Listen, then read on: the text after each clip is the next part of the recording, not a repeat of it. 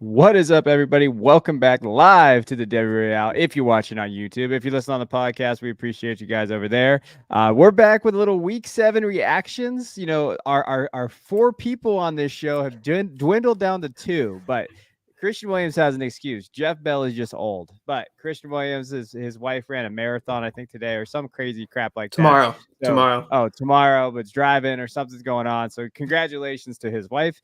We are not running a marathon. We are just talking fantasy football at late at night when our wives are asleep. So that's what we do here at the Devy Royale. So we're going to be diving into some big games. We're going to be looking at Oregon, Washington. We're going to be talking about draft upside. We're going to be looking at what that draft upside looks like. We're going to be talking about Rome Odunze, kind of what we think of him, how this wide receiver class has played out, and then really diving over to Oregon, seeing Bucky Irving and upside there from a fantasy perspective. Then we're jumping over to USC and Notre Dame. Notre Dame looks like they're going to take the win over Caleb Williams. Should we be concerned about Caleb Williams? And in Drake May, what is that looking like? So we got some fun player comps for you on this one. We're going to be getting into it. So hit that like and subscribe button, and we'll catch you guys on the other side.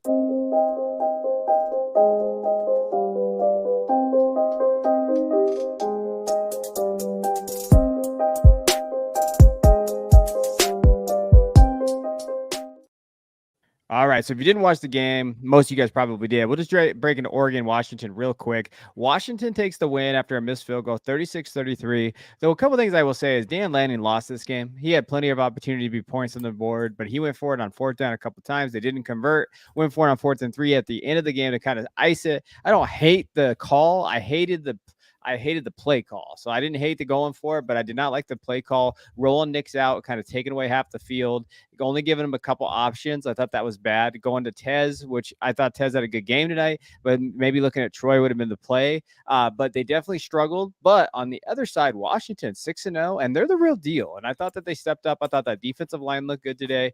So let's go over to Washington, and what we're going to be doing is diving into pro prospects. That's what we're doing here, right? Prospect to pro, and looking at that.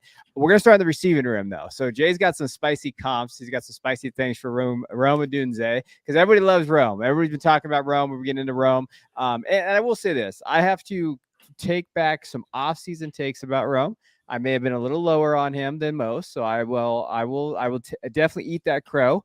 Now I don't know necessarily if I'm as high as other people, but I will eat that. It's like the Shaq meme. I didn't know your game, so I'm sorry. I didn't recognize that. But he had a great game. 8 catches, 128 yards, and 2 touchdowns. You cannot take that away from him, and the game-winning touchdown. So what do we take away from Rome's game? So give me your advanced stats, and then let's talk about what we have from Rome and what can we expect from him at the next level and that draft capital. Yeah, so it looks like draft capital wise, right now the consensus is that he's going to be about a first round pick. And so it feels like that's actually been rising over this season just because of what he's been able to do and show on the field. And Michael Penix Jr. has done a great job of really showcasing these wide receivers. It seems like a very concentrated offense in Odunze, Polk, and McMillan, and so he's been carrying all 3 of those guys really well. So Rome Odunze, why I was just a little bit lower on him coming into this season is the metrics that I look at. So like reception yards per team, pass attempt, weighted dominator, and then into some of the PFF stuff. For his first 3 years, it didn't show much of what I wanted to see in an NFL level caliber prospect. And yes, he sure has the athletic size too. I think he's 6'2", 216-ish from a size weight perspective. So he kind of fits like that alpha physical profile. But from a stats and production perspective, there wasn't much. Now, there was a little bit of a step up in year 3, but not above sort of this age-adjusted line metric that you'd want to see for a prospect of his caliber. And then going into the 4th year, he's having this breakout. So generally what I'd want to see from a wide receiver is those like early breakouts, early productions, preferably in year 1 and 2. If it happens in year 3, that's great too. It didn't happen for Rome in years 1, 2, and 3, even though 3 was a little bit better. It did. It's happening right now in year 4. And so, you have to take that with a little bit of a grain of salt. So I went back and looked at first round wide receivers, because that's where we're sort of projecting Rome to be next year from a draft capital perspective, and looked for those seniors, so the 4-year players and the 5th-year players that and Rome is a 4th-year player, no matter Yeah. what they say in terms of redshirt sophomore, redshirt junior, or however you want to phrase it. He's a 4th-year guy, and so you go and look, and there's not that many 4th and 5th-year first-round wide receivers that were all that successful, and the ones that were successful, those are the guys that had the breakouts in years 1, 2, and 3, mostly years 1 and 2, and then just kind of like hung around for that 4th year. So I'm talking about Devonta had the year 3 breakout, Chris Olave year 2 breakout, those types of guys, where they stick around for the 4 years, but their breakout where happens in year Yeah. 2, 1, 2, 3. Rome's breakouts in year 4, and so I was trying to find like a batch of players that didn't really do too much in years 1, 2, and 3, but had that 4th-year breakout, to see if there were any guys that had like sort of the similar sort of metric profile. And the guys that I came up with over the past 10 years were Corey Coleman. That one actually is pretty close.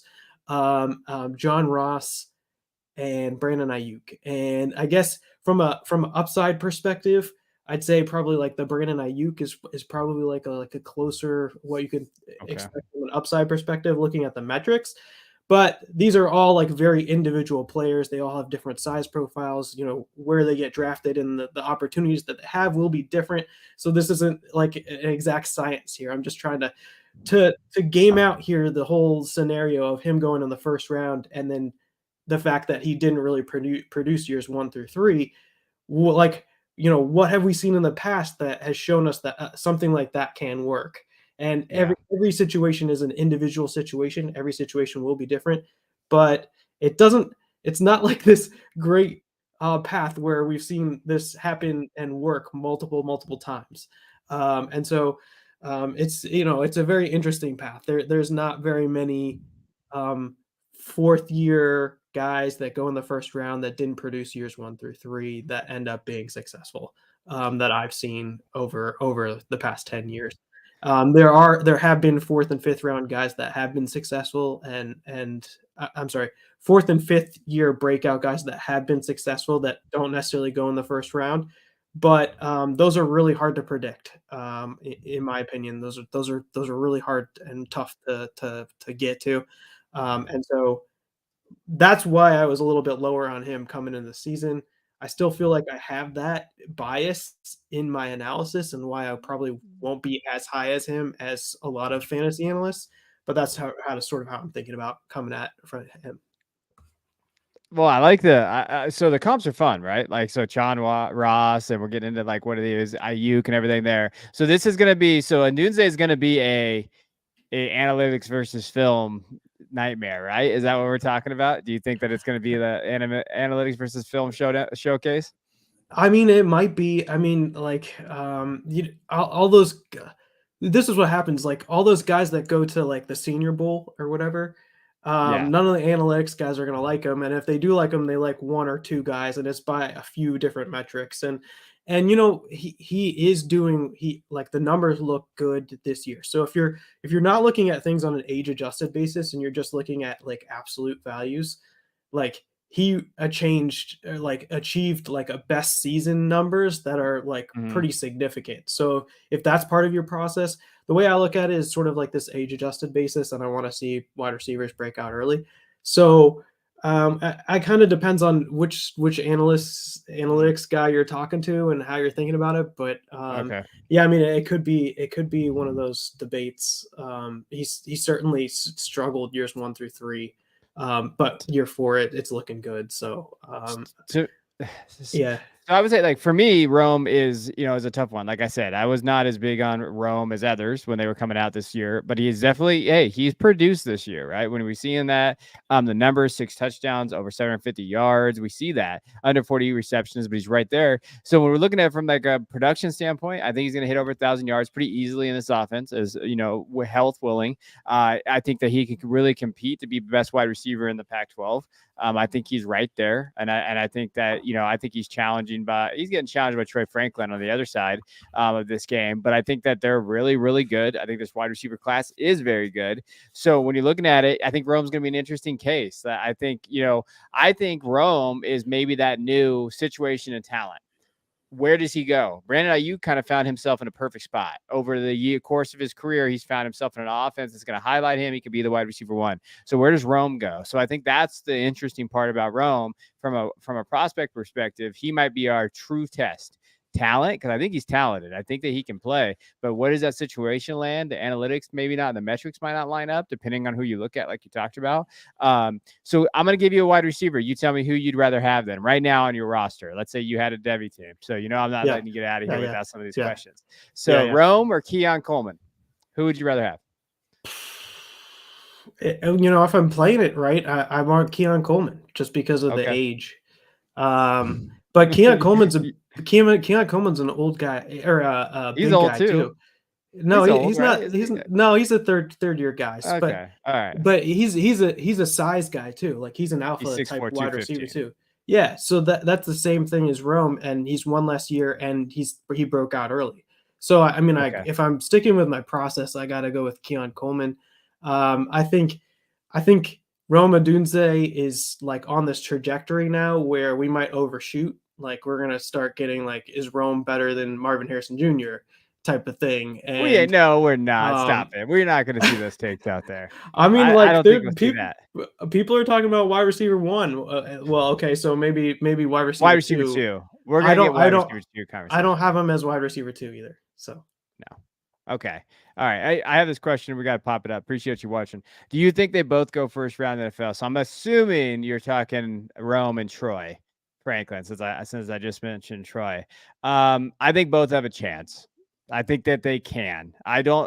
It's just hard. So the wide receiver class is loaded. So that's where we get into it. We can talk about it. So on my big board right now that I just submitted for week 7, I got Marvin Harrison as my wide receiver 1. I got Worthy and Neighbors, literally 2A, 2B for me. Malik Neighbors at LSU and Xavier Worthy. I still like Worthy because I do still think he fits the NFL system. And I think a team's going to fall in love with him like they fell in love with Zay and these other guys in the back end. Emeka hasn't played, right? He didn't play today. Emeka Egbuka from Ohio State. But I think from a standpoint, like he's got to produce something this year. We just haven't seen. We saw last game. He did okay. And then you have Troy Franklin. You have Rome. You have Keon Coleman's in there. Polk is still in there. McMillan is still in there. A.D. Mitchell is still there. Devontae Walker, who's having a really good game tonight. He's playing for North Carolina now. I think based on I think this wide receiver class is talented. I think both those guys could go in the first round. What do you think? I think Franklin's on the fringe just because of his size and lean frame, but I like him. I probably would pick Troy Franklin over Rome Odunze, but that's just my personal preference. I think it's Marvin Harrison, Emeka Egbuka, Malik Neighbors, Keon Coleman, Rome, probably Xavier Worthy are probably who I'd say goes in the first round. I think Troy Franklin would be like right on the fringe there.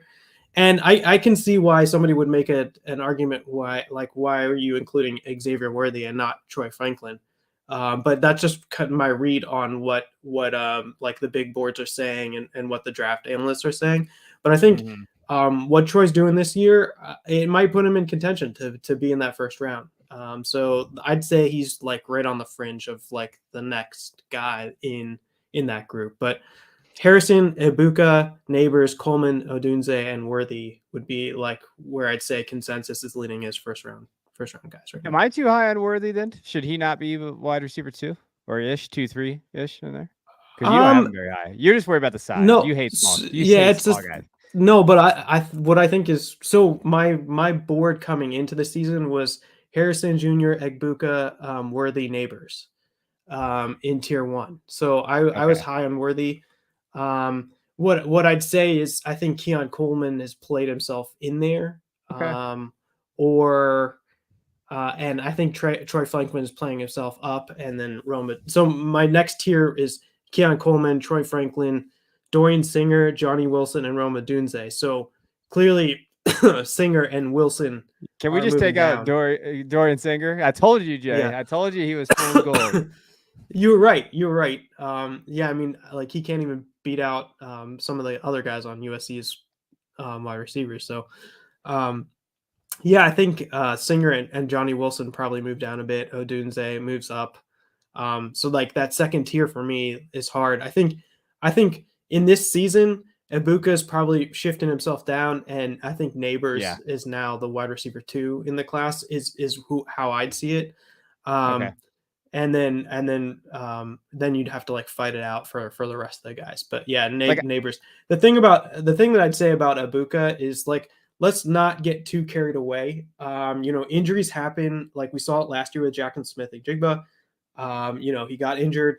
We went through the whole draft process, and Ibuka, he had his awesome season. He's already had a great season, and just like JSN, who had his great season and then like didn't do so hot because of his injury year, he was still a first round pick, and I think Ibuka is a first round level talent.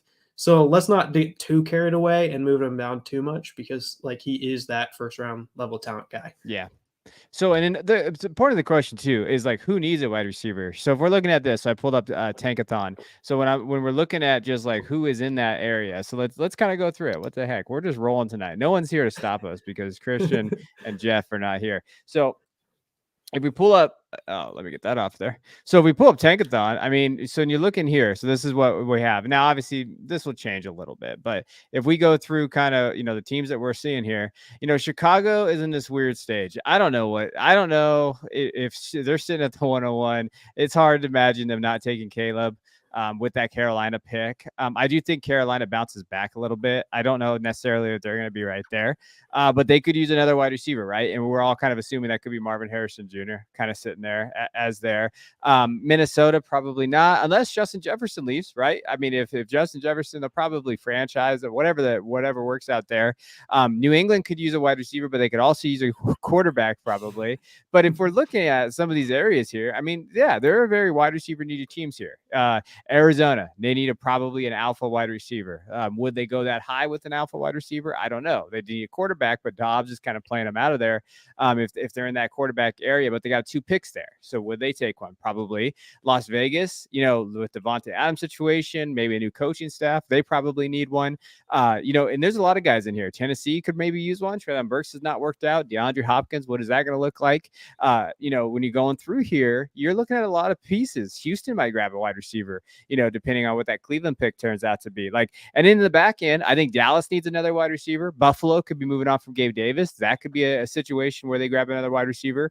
Going through here, I was going to say Seattle, but no way Seattle drafts another one, right? Indianapolis might, depending on what that looks like. They probably need to go offensive line. Atlanta, they're always a sneaky. I don't know what Atlanta does in terms of that. But you just going through the list here, and there's a lot of teams in the back end that could maybe grab those wide receivers or in this middle tier here. So I think that's the question when you're looking at it, like, where does that wide receiver go? And I agree here. New England needs a quarterback wide receiver 3. They're gonna, yeah, or they're gonna go offensive tackle or trade out of the first altogether.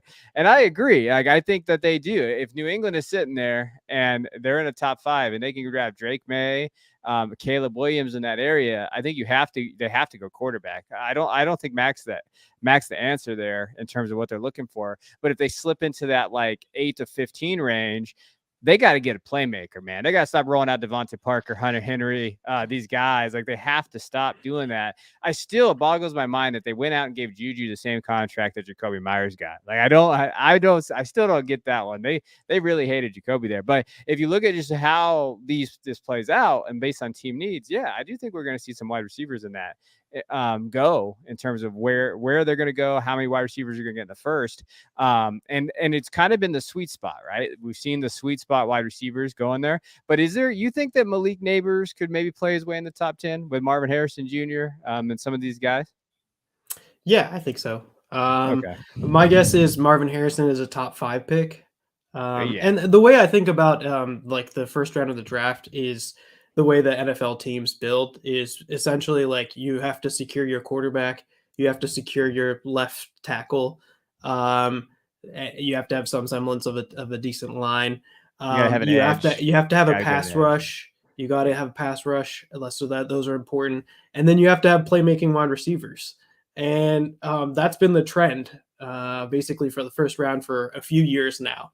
And you've seen quite a few wide receivers going in the first round lately.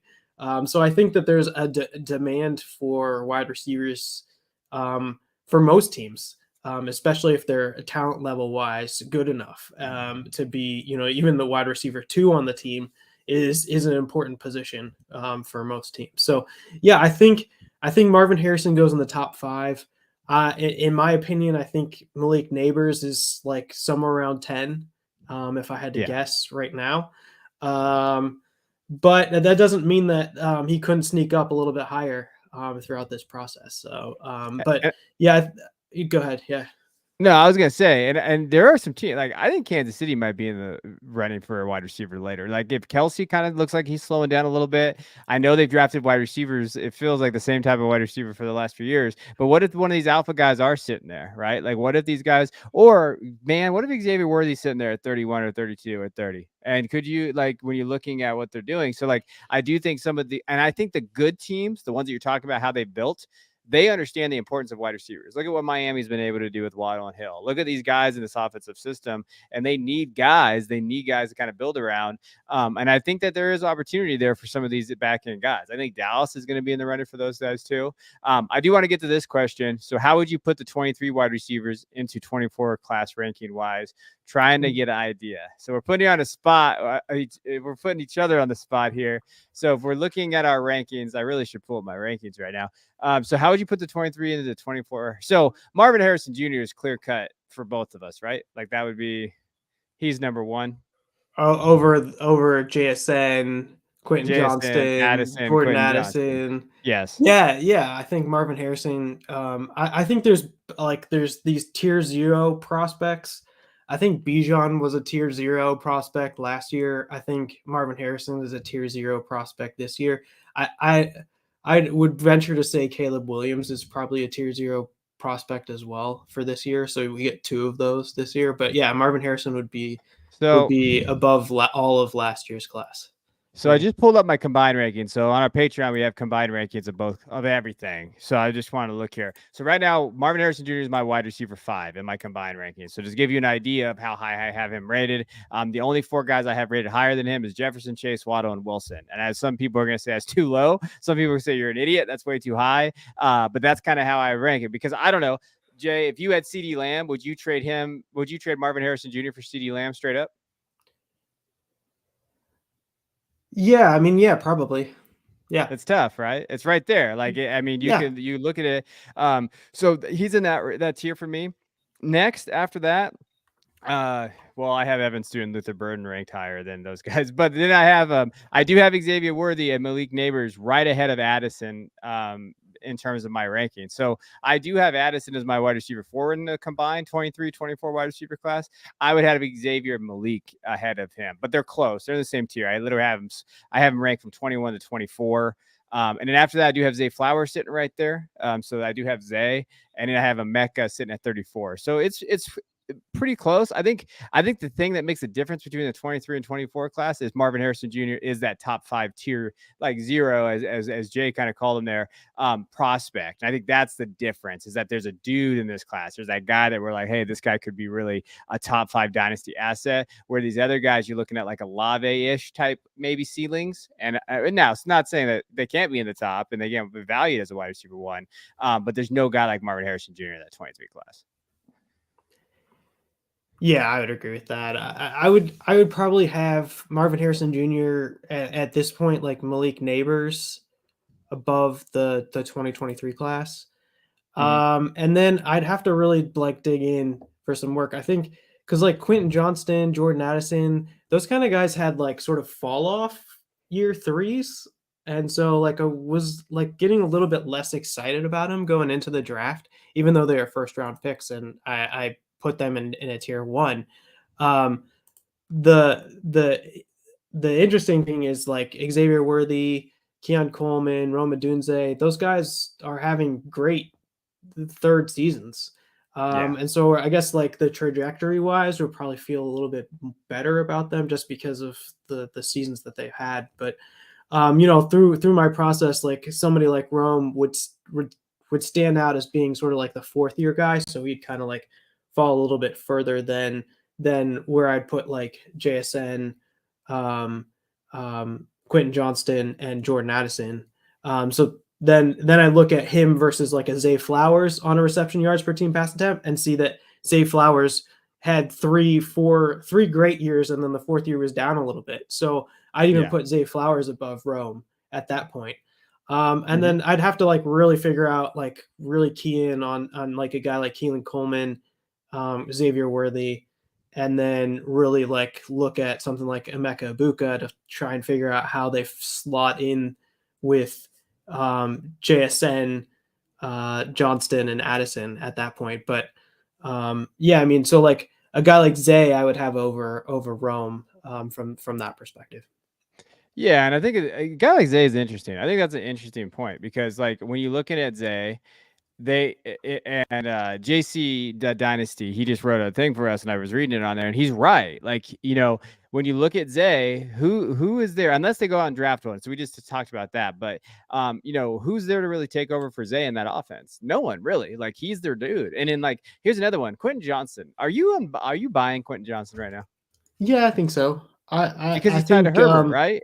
Who's yeah. there? Who is there moving forward? So, like, I think one thing to note when you're thinking of 23, 24, it's hard to put them in a vacuum straight up, because when you're thinking of like where these guys get drafted and how the system that was put in place for these guys and the value and how they're going to use them, I think that really matters. So when you're looking at Zay, I think you got put in a really good system in Baltimore where he can be the guy. I think Lamar's, although there's some football guys that don't think Lamar is playing very well, I think he's playing kind of the best. I think he's the best he's played in terms of a pure passer. I think he has work to do, and I think he's still kind of getting the kinks out there, but that's going to fit for Zay. Herbert's tied with Quentin Johnston. What happens when Malik Neighbors gets drafted to New England with Mac Jones? Right? Like, there's little concepts that you have to understand, like how those things fit. But in a vacuum, straight up, I do think Malik's more talented. I really do. I do think that. But again, I think these little nuances matter. I understand the question, though, is trying to figure out how the value is. Can I trade for these picks? Would you trade Quentin Johnson straight up for a 24 first? I probably would, though. Like, it just really depends. It depends on how your roster is built and how that looks. But I do think Quentin's a buy right now for me, because I think of the value tied to Herbert, too. Like, there's so many little nuances there. Straight up, though, more value, or in terms of who I think is a better prospect, probably Malik. But these things get played out, and you get a little worried as the draft process goes, too. Yeah, I think Quentin Johnston was like pick 1.07 or something like that in last year, Yeah. in terms of 107, ADP. 108. So like Yeah. if you want to like reshoot on you just don't like, you want to give up on Quentin Johnston and you want to reshoot, like if you can get something better than 1.0 2024 1.07, then like okay, maybe. Um but I was pretty favorable to Quentin Johnston's profile. I thought it was a really good profile.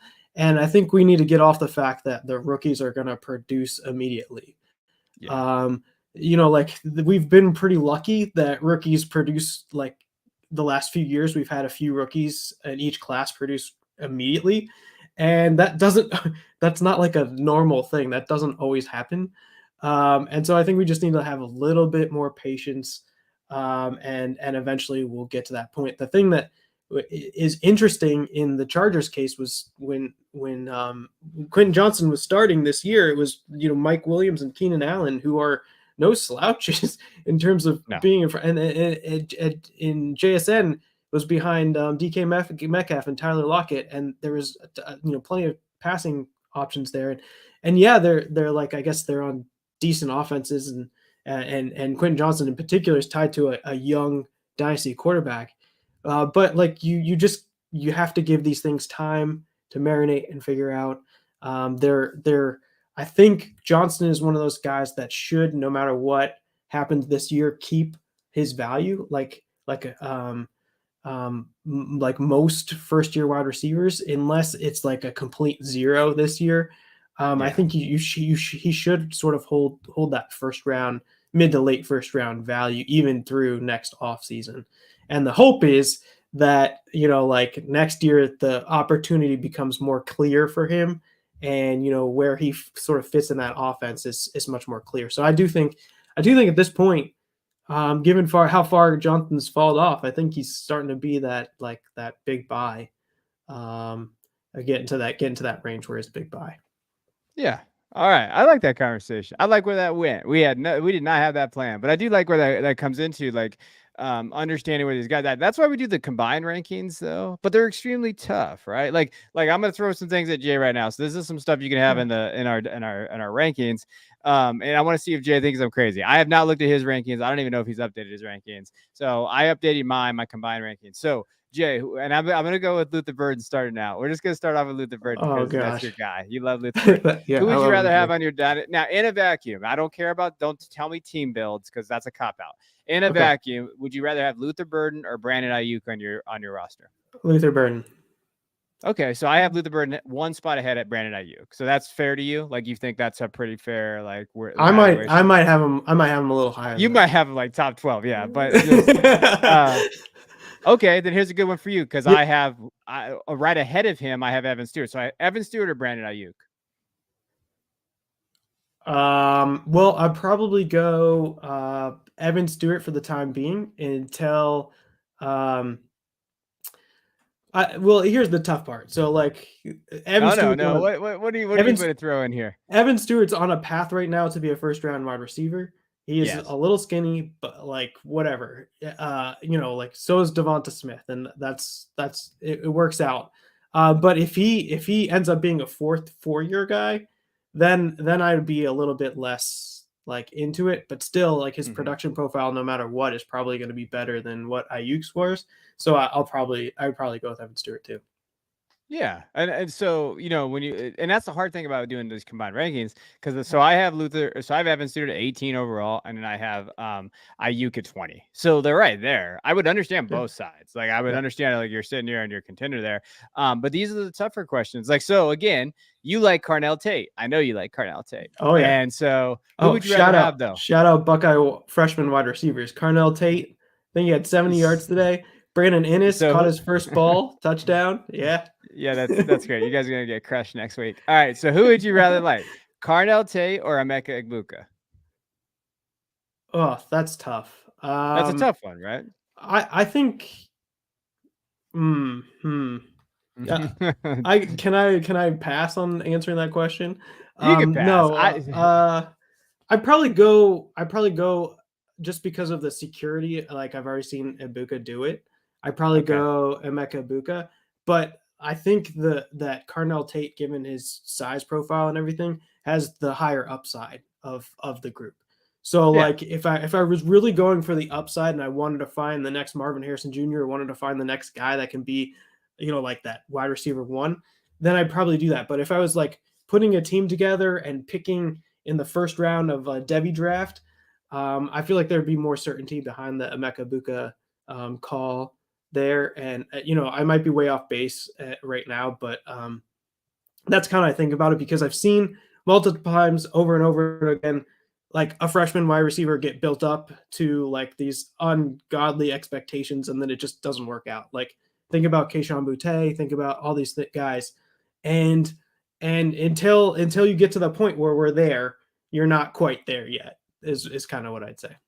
Yeah, but you know my thing. If you Yeah. sit there and you draft Carnell Tate or you have Carnell Tate ranked pretty high now, like just because you have him doesn't mean you have to keep him. Like for 2 or 3 years, like you could trade him. If you're a contender, you just go get the value and go win your league. So that's how you can flip your assets in Devy. I say flip it all the time because people are always going to look to buy Devy assets because they think they can rebuild that way, but they don't understand how volatile it is. While you can out here and just get Amari Cooper for cheap, just sell him for something and he can still have that production in there. But the reason why I asked you that, so I have Carnell Tate as my 33rd ranked wide receiver, and I have Emeka at 34.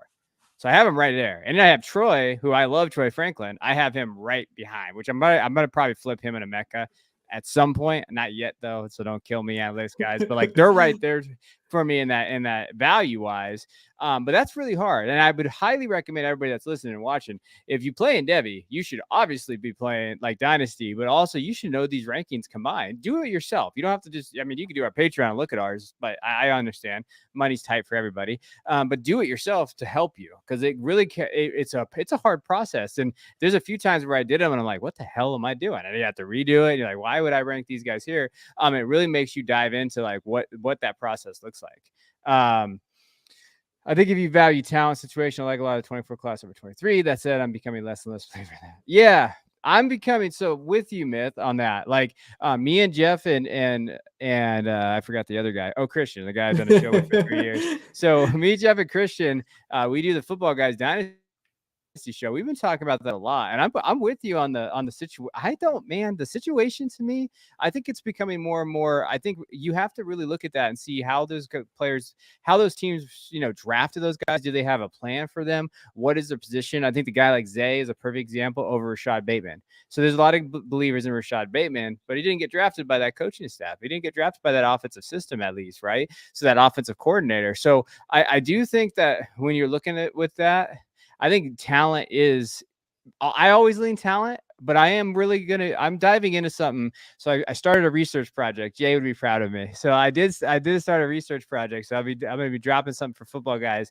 not till January. That's going to take me a while, but I am looking in terms of talent situations. So the whole mindset is like around, almost like, when you're looking at both, what does that look like in terms of like, what should we value more? And is it just player by player basis? Or is there NFL offense that are treated that way? And I will tell you though, like if I'm looking at situation, I'm just going to follow the Shanahan coaching tree and the McVay coaching tree. And I'm going to look at their offensive systems, because in reality, that's where all most fantasy points are. If you're going to go through that, unless you're their elite, right? Marvin Harrison Jr., is he situation proof? Probably. But we said the same thing about Pitts. And now look at Kyle Pitts, who's coming on though. We're not giving up on Pitts. Me and Jay are not giving up on Pitts. He had 7 catches last week or whatever it was. So we're not giving up there. But yeah, I agree with you on this. I do agree with the sentiment. I do also agree that, hey, I'm becoming a less believer in that too, which is to show you. I got to give a shout out my guy Bo. Mine are different. Yeah, they should be. Like that's the great thing about like these rankings. I think rankings are kind of fugazi a little bit. Like we build these rankings and we do rankings. But in reality, like rankings change all the time. Values, especially in this format, change so much. Really, you just have to ask yourself: would I trade Brandon Ayuk for Xavier Worthy? I don't know, right? Like, okay, well, where's those values go? So what I do with my rankings, if you ever want to try to build out your rankings, I 100%, like when we're talking rankings, we're talking combined right now. I always ask myself, if I, trade this guy for this guy, would I do this? Like, would I legitimately trade these guys if they're close? And if they're not, I got to scratch that. And at some point I'm going to build combined rankings for every position together. And would I trade like Patrick Mahomes for, Drew Aller plus something like, or whatever, like I'm going to be doing those. But that is extremely hard and valued to do that. Yeah, I'd add on, I think, talent better than situation too. I'd say my point there would sort of fall along lines of like your talent, your prospect profile is a certain way, a certain thing, and that probably doesn't change that much. The situation though always has the ability to change. So if you're stuck in the Atlanta Falcons offense and it's a dog, it's not working for you, the quarterback is not something that will, like the offense is the scheme isn't going towards you. They're not passing the ball enough. Like that situation can change. Like in when your contract's up, you can choose not to sign with that team, and you can go on the free agent market and sign somewhere else. There's coaching changes. There's free agent ads. You can the next season you can add a better quarterback through the draft or through free agency. And so those situations, types of things change. And I think if you are playing the situation, which I think aligns more with kind of like a year over year basis, as opposed to looking at the long term from a dynasty perspective, I want to focus on those market swings. So, like the Quentin Johnston right now, he's in a really great situation from what I see, but the market's pushing him down because he's not performing there. From a dynasty perspective, that's like exactly the type of opportunity I want to see. That's where situation and talent sort of line up. But yeah, my point would be is that situation is not permanent. Situations are never permanent, and ownership will change the coaching. Who's going to coach? The quarterback can change. Free agency and the people around him can change. Getting another wide receiver on the other side can change. All those types of things can change, and the situation does change. But the talent, the prospect profile himself, what he did in college, the talent level in general, that's sort of like consistent.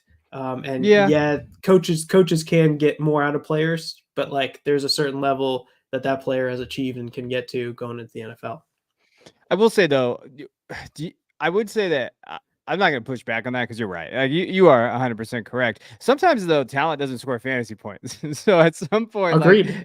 Yeah. you multiple years, you're sitting there like, why do I still have this guy on my roster? Like I am someone who coming out, I wasn't as high as other people. Like Waddle was my wide receiver too coming out. But then you have like Jerry Judy when he was coming out. Like I wasn't as high on Jerry Judy as some, but I think he's talented. I still think Jerry Judy is a talented wide receiver, but for some reason it's not working out, right? Was it the situation where he went with the quarterback play to where it was like, and did that hurt his development, right? But then you look at Amon-Ra St. Brown. I loved Amon-Ra St. Brown coming out. I thought he was a value. I thought he was talented, and then he goes to a okay situation, and then it got better. It's just an interesting discussion. But I will say, don't you think that Dynasty should be played maybe in less, like looked at as less 3-year builds and more 1.5 mini builds? Like, do we think we play too much in that longevity game to where you're talking about micro value and leagues and you're talking about value spikes, but we're seeing value spikes go higher and lower now faster, right? Week Yeah. to week, we're looking at Puka being, what was he, top 5, top 7 at some point for some people? Like people were buying him really high, and Yep. now he's solidified even more. So like maybe we should be looking at it more redraft / dynasty. Like I get that could be dangerous, but we're still talking about, you're talking for value spikes. I think the value Yeah. spikes are coming faster and faster now. Yeah, I think that's true. I think though there's like ways to play it within the framework, right? So like Okay. here's an example. Like so Kyron Williams, right, goes off, right? He doesn't fit the profile of somebody that would probably stick around for many, many years there. Although he may get you fantasy points this year, currently. Um, wouldn't you rather trade your Kyron Williams for somebody that next year could be, in that RB1 situation, and then the following year could be in that RB1 situation? That's kind of like to me, the profile of Kyron Williams could be replaced next year. And I want to find those guys that are sort of those guys that aren't going to get replaced. So, Okay. I don't know, like who of the 2023 wide receiver class, of those rookies would you be interested in, for Kyron Williams, like Zach Charbonnet?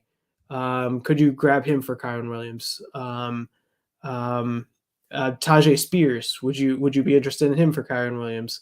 I don't know. I feel like Charbonnet had like this really good profile, and it's a tough situation that they're in right now. But that those are the types of things that I would be thinking about. But yeah, I do agree that we have gotten into this habit of like just wanting the youth and not really focusing on fantasy points. And I think that you do have to like bring into the debate like how many fantasy points is that person going to score you, points per game, like points over expected, how many wins are each of these guys adding to your team versus Yeah. their pitch position. And from that perspective, like I do feel like we're trying to shift a little bit back to that like 1 to 1.5 year that you were talking about, in terms of like putting more of a focus on that perspective, as opposed to just trying to get younger all the time. Yeah. And so I do think that that's important. And the way you're building, whether you're contender or the rebuild sort of process, I think that has a little bit to do with where to think. But you're right. One thing that I'd say that I mentioned is like I've been in a lot of dynasty leagues, and one thing that I'd say is that not all of them last. And I found that like if you're planning on sort of building your team to be really good in year 3 or year 4, of a dynasty cycle, but the league only makes it to year 2 or year through 2 years, like you can get burned a couple of times, and then your process all changes. You don't think of it in those long-term perspectives. So you have to be very careful, like the type of league you're in and the longevity and the stayingness of that league. Yeah. Like, are you friends with these guys? Do you know it's going to be around for 3 years? To really take those like longer term approaches, and sometimes the longer term approaches you can build like juggernauts, and then you get to cash in on that for 3 years or something like that. But it takes If the time. league stays It together. doesn't work. if the league Yeah, sticks. and if the league. So to your question though about when we talk about Kyron Williams, to me, if Kyron Williams isn't my running back one, which he shouldn't be, if you're contending, he shouldn't be your running back one. But if he is that borderline 2 or 3, like he would be on a roster that I built, and I have like an anchor running back, and I'm comfortable with that, I would be shipping Kyron Williams for like Quentin Johnson plus. Like that would be that's how I would build out, because if Quentin Johnson, the second half of the season goes off, I can always sell Quentin Johnson for a real running back that I really need at some point if I'm going to go contend. I struggle, and you might not, but I struggle with doing like the Tyja Spears for like Williams, because I do think the running back position, especially is it's always volatile. We know that, but I do think, like you mentioned earlier, man, situation changes a lot for running backs, and it really changes based on that draft. And you're looking at it like, oh my God, they just added another guy in that backfield. And I think it can be challenging sometimes to build throughout that. So I think that's part of it as you kind of go through there. Yeah, like Bo talks about here, focus of windows narrow from 3 years to 2 max. Yeah, I'm really just mine has shifted almost to like 6 weeks. Like I just kind of look at it as I go, because there are some, have you ever had this? Like there are some rosters I have right now that I'm like, man, I thought I was a rebuilder, but I'm actually a contender now, like just the way that it's built. And I'm like, I'm going to go out and look for running backs. So like I've been kind of perusing, looking for running backs, looking for some QB2s, looking at Derek Carr and some of these other guys that maybe I could get some value as my quarterback 3 on guys that are there. So like, I do think that you can shift again quick, right? Like I have Devin Chan on a lot of rosters because I just got him late and I stashed him. And now looking at it, obviously he got injured, but looking at it, that's helped me kind of bump up my points 4. And now I'm like in that continued range. So like, I do think that the window, I do think you can fall into the perpetual rebuild too much. I do think the 1-year punt is still a great strategy. The first year dive, lose, okay, build for that second year. And I did that on a roster too. And now I have Bijan, Josh Allen, Waddle. I have all these great guys, and I'm a contender. So I do think the 1-year punt is still there, but that's still a 2-year window. You're not talking about a 3 or 4 year window. So I think that is a good thing there. Anything else on this, Jay? I think you were going to say. So I wrote in my Dynasty Investor series on October 5th that you should sell Kyron Williams. And the trades at the time, it actually came down a bit, but the trades at the time were Kyron Williams equals Kyle Pitts plus a 4th. Kyron Williams equals DJ Moore. Kyron Williams equals Zach Charbonnet plus an early 3rd. Kyron Williams plus a late 2nd equals Jonathan Taylor. Those are the trades that you could get on October 5th on Keep Trade Chat. And now each league's going to be different. Each league valuation is going to be different. But like 2 weeks ago, we were sky high on Kyron Williams, and yeah, he's come off a bit. But that's the type of move that I would be trying to make on Dynasty. Is those guys that I think that the talent level is fairly replaceable. And next year, the Rams draft another round 1 through 3 guy, and he's gone. Or Zach Evans somehow magically starts getting involved, and he becomes more and more a part of it. Oh, come on! I still have hope for Zach Evans. As soon as Ronnie Rivers got some carries over Zach Evans, I feel like my Zach Evans love out there is slowly going away. But I guess Kyron had it, right? Like I think. Yeah, but I agree. I think that's true there. I see this. Any reason the Dynasty Investor Series doesn't have buys? Yeah, you do, right? You have buys now. Yeah, I have a giant list of buys. The biggest ones right now, the most conviction ones are Kyler Murray, Jonathan Taylor, and Kyle Pitts. Those are my like buys that are like the highest conviction. But there's a whole bunch of them on there. The guy that shall not be named, Deshaun Watson, I think from a QB perspective is probably a buy right here. I've been closing out a bunch of trades. I've had a bunch of trades that actually worked. So I closed out a few, but Deontay Johnson is another guy that I'm buying. Greg Dulcich is a tight end that I'm interested in buying. So there's quite a few buys out there. Just this last article, I had closed out all my sells, so I just added 3 sells. So I'll be adding buys in there at some point here. All right. Well, there you go. He still has them. He just, they're still in there. You got to find them there. All right. We definitely went off the rails tonight, but that's okay. We were going to talk about the college football when we dove into the dynasty, which is good. That's what we're talking about here. Craig, you guys are great late night listening to slowly drift off to slumber. Well, good night, Craig. I hope you have sweet dreams out there. I hope you have sweet dreams. If young stats to break out, get a huge bump from, of course. Yeah. 100%. Yeah, we're not talking about Zach Evans in this show. That was Zach Evans. Oh, Full come disclosure. on. Biggest miss I had on Zach Evans. I think I still think he's talented. I think Zach Evans suffered from one of the things between the years. Like I think Zach Evans's struggle was that. I don't necessarily have that. But let's wrap this thing up with a little Caleb Williams and Drake May talk, and then we'll get out of here. So Caleb Williams tonight. I tweeted out that he looked like Zach Wilson in the first half, but he did not do much better in the second half. So USC lost 48-20. Caleb Williams, 199 yards, a touchdowns, 3 interceptions. He also had a fumble. I think he recovered it, -8 yards. Did not look good. From just a perspective of like, hey, not the Caleb Williams that we have expected. Right now, North Carolina is playing Miami. It is 41-31. They're going to win. They're going to wrap it up. Drake May was 17 for 33, 273 yards and 4 touchdowns tonight. So he looked really good. Shout out to Devontae Walker, who got to play finally. 6 catches, 132 yards and 3 touchdowns. So there's Devontae Walker for you guys out there.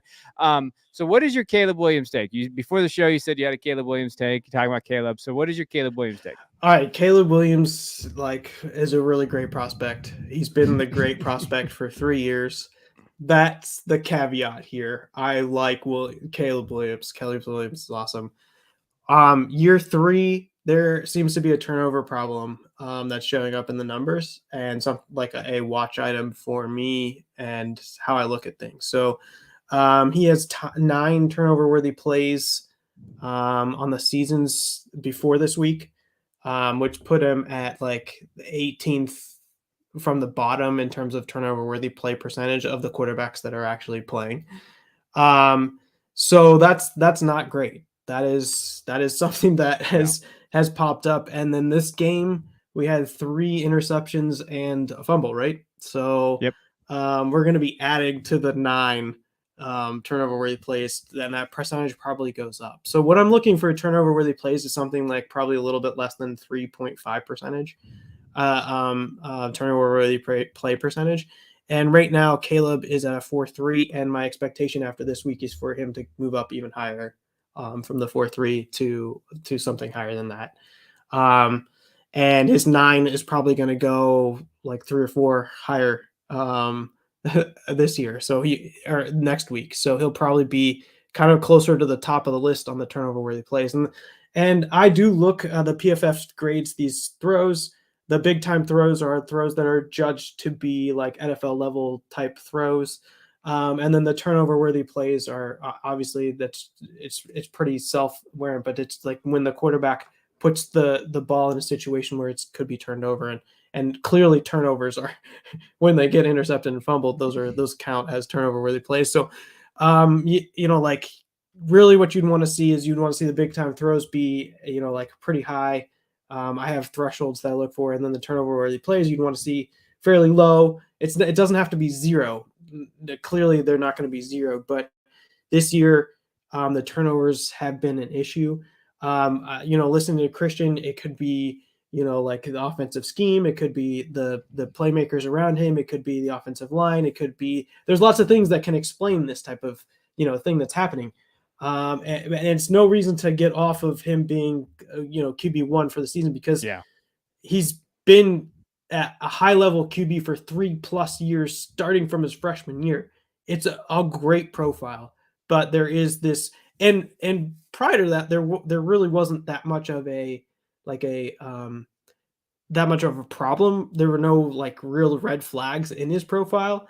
Like maybe he was a little lighter than he should be, but whatever. Like there's not really any red flags to his entire profile.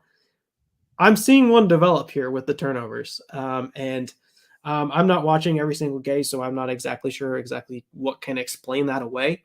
My hope is that percentage drifts down below 3.5 by the end of the season, and then I don't have to think about it as a red flag.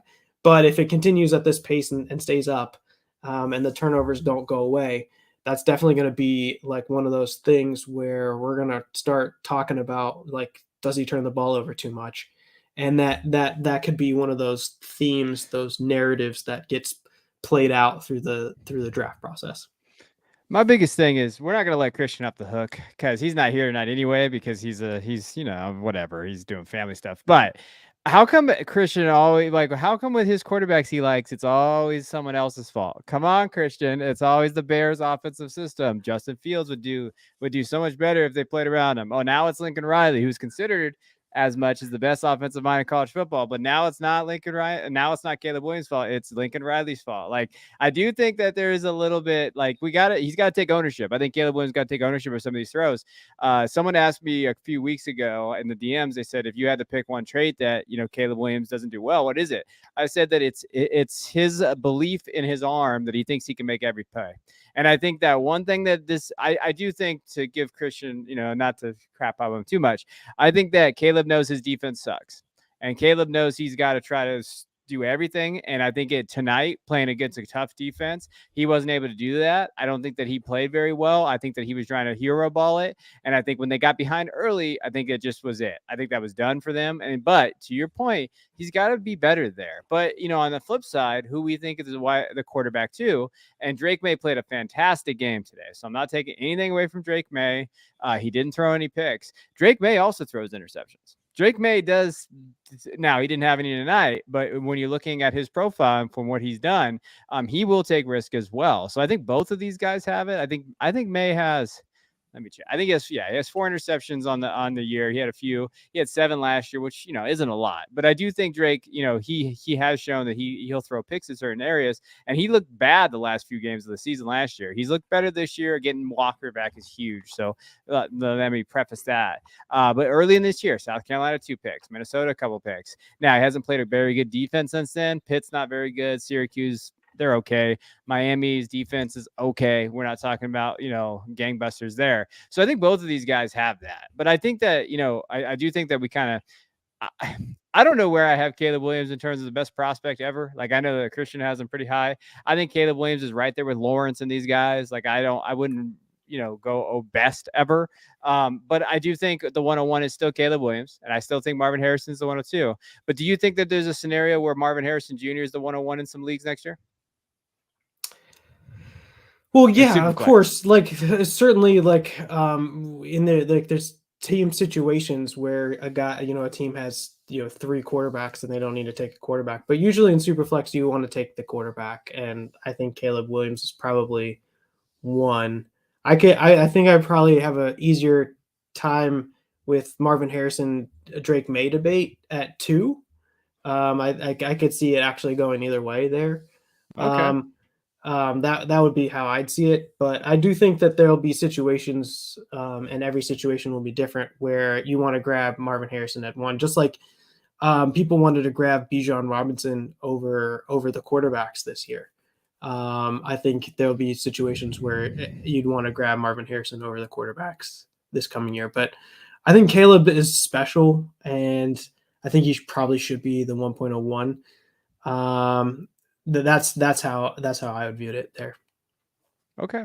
All right. What do you think of Michael Penix Jr.? Are you in or no? He's old, man, and gets injured a lot. Oh, it's gonna hurt Bo's feelings right here. No, I think May is over that. I'm out on Bo. I think for Bo Nix. I talked to Jay a little bit pre-show. I took him off my big board at top 36. He did not look good today. I think that he struggles. I don't think he has the arm to play in NFL. I think he'd be a good backup. I think Bo Nix can definitely be a good backup. Maybe he gets those spot starts or like that, but he's old too, as Jay's going to point out for Bo Nix.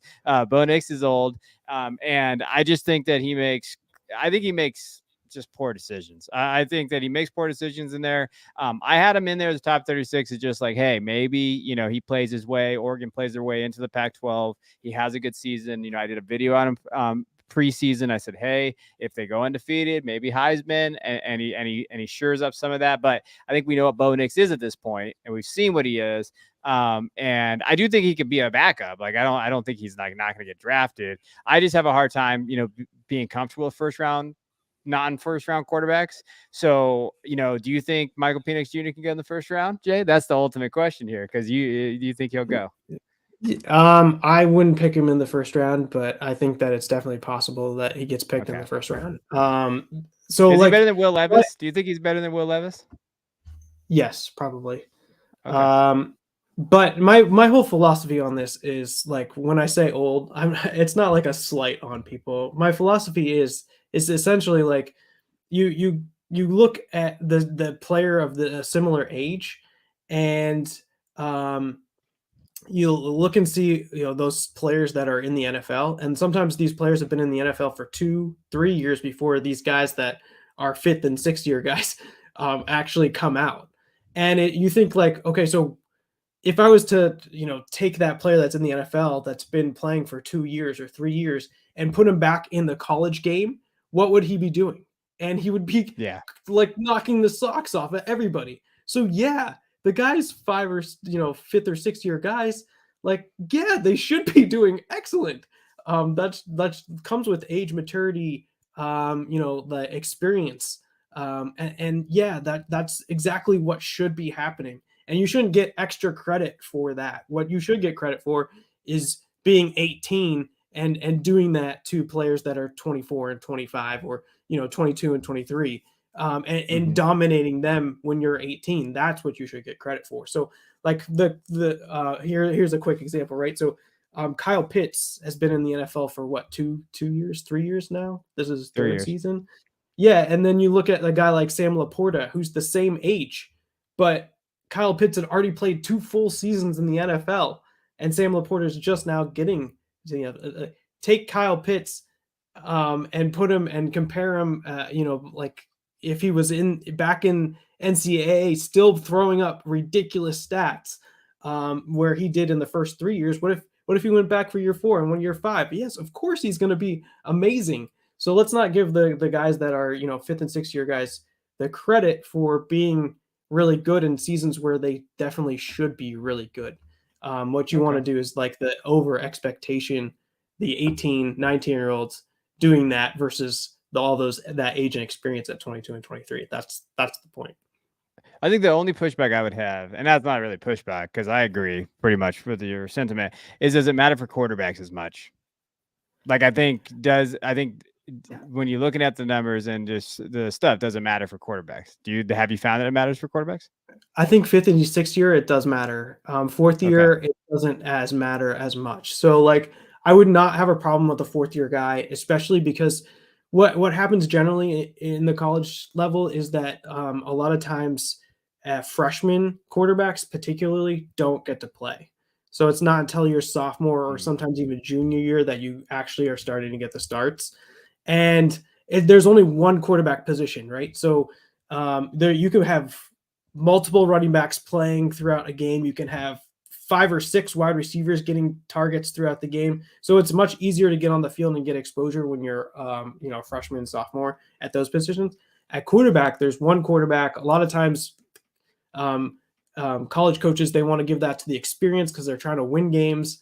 And so you get into these debates where you get the experienced guy versus the young up-and-comer guy. So not a lot of those young and up-and-comer guys, not a lot of those freshman, sophomore guys get the starts early on. So you don't need to see the production happen in year 1. But in my model, I like to see year 2 and 3. That's where I want to see like a whole bunch of production. And I can, if you produce in year 1, that's great. That's awesome. That's even better. And then if it goes into year 4, sure, that's fine. It's then the 5 and 6. That's where I start to get to the point where it's not going to work. But the 4 year, that's okay, especially if you weren't able to start your first year. Then you have 3 full years of starting, and you're still like a decent age. I think that makes a lot of sense. Okay. All right. Let's we're gonna wrap it up here because Jay's got to go to bed at some point tonight. So we're gonna wrap it up here in a second. If you have some Devy questions, you want to drop them. I want to answer Ryan's question before we definitely leave. But if you have some more Devy questions, you want to drop them in here. We've been going for an hour, but we'll answer a few if they're rapid fire. So he says, I can't seem to get highly ranked freshman quarterback. So which should I keep an eye on? Not named Arch, Jackson, Nico, Malachi, or Dante. So I like this question because we get to talk a little Devy, a little deeper Devy, guys. I already know who Jay is going to say because I just know him because that's just we've been doing this. So when we're looking at the 26 class, who are some deeper guys out there that you maybe could grab? Where are you actually? I don't know. Maybe I don't know where you're at. So where are you at with these deeper guys? Do yours first. We're looking at freshman wide receiver or freshman freshman quarterbacks. quarterbacks Sorry. right now. You know, for me, if you could take a shot, like you know, Rashad is an interesting piece right now because he got injured. Jaden Rashada from Arizona State. I was a little higher on Rashada than most. I think Todd Vincent was also, and he got injured, so we haven't seen him as much. He might be off the radar, but because he produced a little bit, I don't know how deep that is for you out there. And again, if we're talking Devy here, you really want to look at that NFL upside there. I know that a lot of guys like Aiden Chiles, or I don't know how to say his last name, from Oregon State, and that could be definitely an option as well. So when you're thinking of that, I really like the who's the Washington quarterback, the freshman. Why can I not think off the top of his head? Is Mac? Is that his Yes, name? Mac. Mac. So, Yeah. like, I know Jay has talked about him before. Think of a Austin system Mac, yeah. fit with Austin Mack, like fit. If he's the guy, I think the worry with Austin Mack is if Washington feels like he's not the guy, they're going to get a transfer next year. And he'll come in. Same with Austin Novosad from Oregon, quarterback, who I like. I think Austin Novosad, former Baylor commit that went to Oregon, he's another guy to keep an eye on. So these are some names to kind of throw out there. Kenny Minchie from Notre Dame is another one I have highly ranked in terms of the 26 class by itself for the quarterback position. But again, the struggle with these guys because of the transfer portal, you have to make sure that they don't get their spot taken by, you know, a transfer guy coming in there. And I think that's the new part of this Devy that people aren't really talking about with the quarterback position, because guys like Ty Thompson were getting drafted second, third round are just completely gone. And I think that's what you're looking at there. So I think I gave Jay enough time to look at his list. So who are you looking at, Jay? So my first comment would be that your list incorporates the guys that I'm really interested in, honestly. The other guys are like dart throws from my perspective. Some of them might work out and some of them might not work out. When I'm looking at like who fits, like what kind of like size profile I'd want Jaden Rashada is one that's interesting to me. He was a little bit lighter coming in, but he's 6'3.5". I think what's interesting to me was like that he got the start and then he was injured. But I think that you know, he'll like just getting out on the field and getting the opportunity to make plays. There's this guy in Arizona, Noah Fafita. Is that how you say his name? I hadn't heard of him actually before this season, but he's a freshman. He's a true freshman, and he's starting right now, and he's actually putting up like decent numbers. And there was a what's the guy that's the quarterback that's normally there? Jaden DeLora. Yeah, DeLora. Yeah. So like he got injured and Noah came in, and from what I'm hearing and what I'm seeing, it looks like they're gonna have a hard time giving it back to Jaden because this guy came in and started playing really well as a freshman. And then you're throwing it to Tet. He might finish out this season as a like somebody that's a riser there in that freshman QB class. It's Noah Nafita at Arizona. That's the guy. And the only reason I'm saying his name is because he's out there producing. So those are guys that like are getting opportunities early. Kenny Minchie is somebody that I was interested in. Austin Mack was somebody I was interested in. So those are the guys that I'd say. Yeah, it is tough because when you're thinking of Devy, those are the ones you have on the screen are the tougher ones. Like it's hard. Like if you want to go try to get some of these other guys, you can, and you just, you know, maybe value picks or something like that. I do want to put this up just as a final haha to Jay, but he likes JJ. Jay likes JJ. He just hates Michigan. So there's a little caveat in there. Yeah, JJ looked, you know what? JJ made some throws today. I actually, you know, when I was watching the game as a Michigan fan, you know, that's the second touchdown drive that he had. I thought he had a lot of good throws, layered the ball really well. got it at different parts of the field. I think he's more mature now as you look at as he plays. He looked like a first round quarterback today. Like, I'm just gonna be honest with you, and that's hard for me to say because I've been very hesitant saying that out loud, just because I'm a Michigan fan, but also I struggled with JJ. But like, part of me is like, he looked like a first round quarterback. Now he's got to deliver at Penn State. Whiteout game, that's going to be a huge, massive game, especially if Penn State's able to pull off the upset next week against Ohio State. And when they play Ohio State again, like if he can win those two games again, but he, be that guy like he was last year against Ohio State, it's hard for me to imagine a team doesn't fall in love with JJ. And I know Todd had a really good comp for him. He said good Daniel Jones. And from an NFL perspective, like, I think because of rushing upside there, JJ did look very good, and JJ definitely looked like a first round pick today. Yeah, go blue. That's like anything real quick on JJ before we get out of here. I've been pounding the drum beat on JJ. You have like been since like spring, even last year when we were talking about it. I was pumping JJ. JJ was my QB3 coming in. I had Caleb Williams, Drake May, tier break, JJ, Quinn Ewers. I think JJ's playing himself into tier 1, where I'm like having a hard time deciding between Drake May and JJ McCarthy. That's really where I'm at with JJ. Now Drake, like Drake May, the first part of the season was a little bit of a downer, but the last 2 games have been like really phenomenal. And so, like, this is a long process. We got to play through the whole season before we can really make our judgments on these guys. But like Drake has a great profile. JJ McCarthy has just as good a profile as Drake May. There's things that going into this season that I liked more from Drake May, but really JJ is right up there. And this season, he's playing himself into the first round. I really believe that. I think we're going to go through a big debate through this draft cycle where Caleb Williams, Drake May, and JJ McCarthy are all going to be thought of like who's going to be the number 1 pick, who's going to be 2, and who's going to be 3. But they're probably at this point right now, I see them as the top end of the first round guys. And so, yeah, like I think JJ's having a great season, and he's really proven out what the first 2 years what year 2 showed me from the numbers.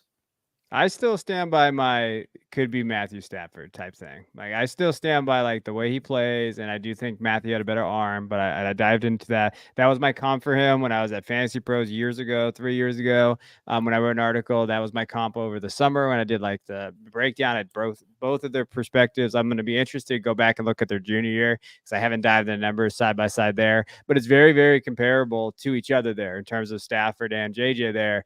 But to Jay's point, I'm got to give Jay credit. Like, we were making a joke today.